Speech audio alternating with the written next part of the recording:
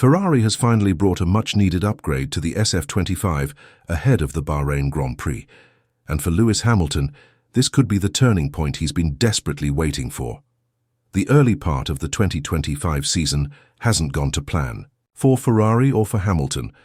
Instead of fighting at the front, challenging Red Bull and McLaren, the team has struggled to find consistency, and Hamilton in particular has been wrestling with a car that simply refuses to behave the way he needs it to.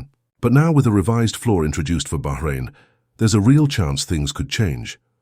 The SF25's main weakness so far has been its unpredictability, especially at the rear. It's a car with a very narrow operating window, which means it only performs well under very specific conditions: perfect temperatures, perfect setup, perfect track surface. Anything outside that, and the car becomes difficult to manage, especially through high-speed corners and heavy braking zones. This has been particularly frustrating for Hamilton, who relies heavily on having confidence in the rear of the car to fully commit to corners and extract maximum performance. Hamilton's start to the season has been tough. At the Japanese Grand Prix, he qualified 8th and could only finish 7th. He was overtaken early by some of the slower cars, but managed to claw back a position during the race. Still, it wasn't the kind of performance anyone expected when the news broke last year that he was making the sensational switch to Ferrari.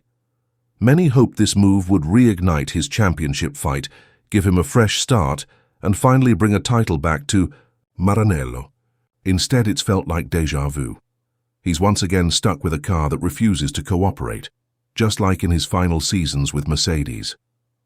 The real sting came when Kimi Antonelli, the teenage rookie who took Hamilton's old seat at Mercedes, managed to finish over 10 seconds ahead in the same race. And let's not forget, Antonelli is still learning the ropes of Formula One. If that comparison doesn't highlight how far off the mark Ferrari has been, nothing will. Adding to the frustration is the fact that Hamilton is being outperformed by his own teammate. Charles Leclerc has managed to adapt better to the SF25's quirks. He qualified 4 positions ahead of Hamilton in Japan and finished 4th, 13 seconds ahead. That's not a small difference. It's a sign that while both drivers are working with the same tools, one of them has found a way to manage the car better. But it's not just about adaptation. The SF25 has a deeper issue: rear instability. The rear of the car simply doesn't provide consistent grip, especially on corner exits. That causes the tires to overheat quickly, leading to a drop in performance. And once that happens, there's no way to challenge the top runners. This is the kind of vicious cycle Hamilton dealt with at Mercedes, and now he's seeing it again in red. Even former F1 champion Jacques Villeneuve noticed during the Japanese Grand Prix that Hamilton's car was sliding a lot, essentially confirming that what Hamilton's been saying all along is accurate. You can't drive at the limit when you don't trust the car. This lack of trust has forced Hamilton to drive around the problem rather than through it. He's been adjusting his driving style, trying to compensate for the car's lack of balance. But Hamilton isn't the kind of driver who thrives on improvisation. He wants precision, sharp response, and a car that does exactly what he asks. And right now, the SF25 is more like a stubborn mule than a race-ready machine. To make things worse, the adjustments that have been made to try and improve things have actually held him back. After being disqualified in China for excessive skid block wear, Ferrari raised the ride height of his car in Japan to avoid another penalty. But that meant less downforce and less grip. For a driver like Hamilton, who likes to push the limits, that's like tying one hand behind his back. He's asking for more performance, and the team is being forced to make the car slower just to stay within the rules. Now, with the revised floor introduced for Bahrain, things might finally turn around. The floor of an F1 car is one of the most important aerodynamic components. It determines how air flows under the car and helps create downforce, especially at the rear. When the airflow is disrupted, the car becomes unstable, but if you get it right, the car becomes planted, predictable, and much easier to drive.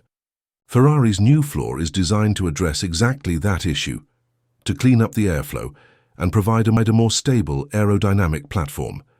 This upgrade is also expected to widen the car's setup window. That means the car will be less sensitive to track temperature, surface changes, and other external factors. In simple terms, the car should become more adaptable and easier to set up for different circuits. And that could be a game changer for Hamilton. Instead of constantly fighting the car, he might finally be able to focus on extracting performance. He might finally be able to trust the rear end and push the car to its limits. It's important to understand that this change isn't just technical, it's also psychological. When a driver knows the team is listening, that they're responding to his feedback and trying to fix the core problems, it boosts confidence. It shows that they believe in him, that they value his experience, and that they're committed to turning things around. For Hamilton, this isn't just about performance, it's about validation. Of course, this upgrade also benefits Charles Leclerc, who has already shown he can manage the SF25's unpredictability better than most. He's been quietly consistent, getting the most out of the car even when it's not behaving. But now, with the revised floor, he could be even more competitive. That sets up an interesting dynamic within the team. Hamilton didn't come to Ferrari to play second fiddle, and Leclerc is determined to prove that he's the one to lead Ferrari back to glory. There's mutual respect between the two, but also a quiet rivalry that's starting to take shape. This upgrade isn't going to instantly transform Ferrari into the team to beat. Red Bull still has the most dominant car, and McLaren is not far behind. But what it can do is close the gap, give Ferrari a fighting chance, and maybe allow them to sneak into podium contention more regularly. That would be a huge step forward, not just for the team, but for Hamilton's morale. He didn't join Ferrari to fade into the midfield. He came to win. And while a title might be out of reach this year, there's still plenty to fight for. The bigger picture here is that Ferrari hasn't given up on the season. Bringing a major upgrade like this shows they're still in the fight, still trying to improve and still listening to their drivers. It's a sign of commitment, and for a veteran like Hamilton,